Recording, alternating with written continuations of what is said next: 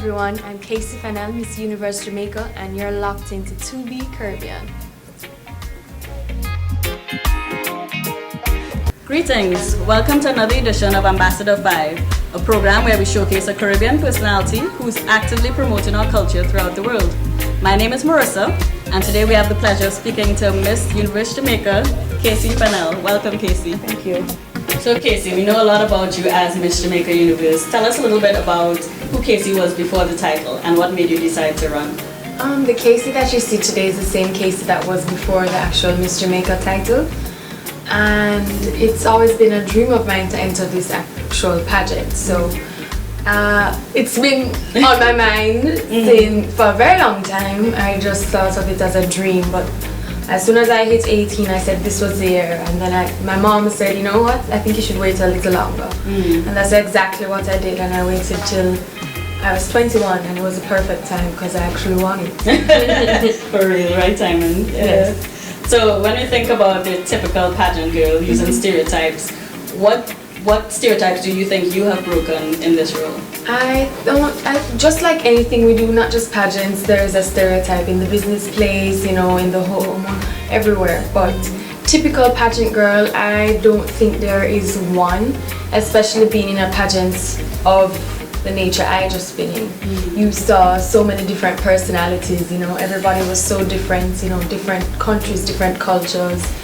But I guess the only thing that differentiated me was my hair. Right. You know what I mean? Because we're all different in our own aspect, and we embrace ourselves the way that we think is best. Right. So you've actually been one of the most popular Miss Universe, if I dare say that. How have you used your title to uplift the island of Jamaica? I mean, just seeing my fellow Jamaicans' faces light up when I stepped into a room because they're so proud of me. I feel like, you know, they tell me actually that that's enough. Like, they're just so happy to actually see me. Right. But I mean, as much as I can, I try to give back to the community as often as I'm back home. Have my own charity, Style for Change, which seeks to battle the effects of natural disaster and poverty by helping Jamaicans most in need. So that's how I give back to my country. Yes. Okay, nice. And I guess taking it a step further, in your role as cultural ambassador, how do you promote the Caribbean in general, and what things have you learned about the Caribbean? Well, I'm still traveling. I haven't been to all 35 islands yet, but the other day I traveled for the first time outside of my own island to Trinidad and Tobago. That was my first island. Then I went to Cayman, then I went to Puerto Rico, and I realized we're all so warm, you know?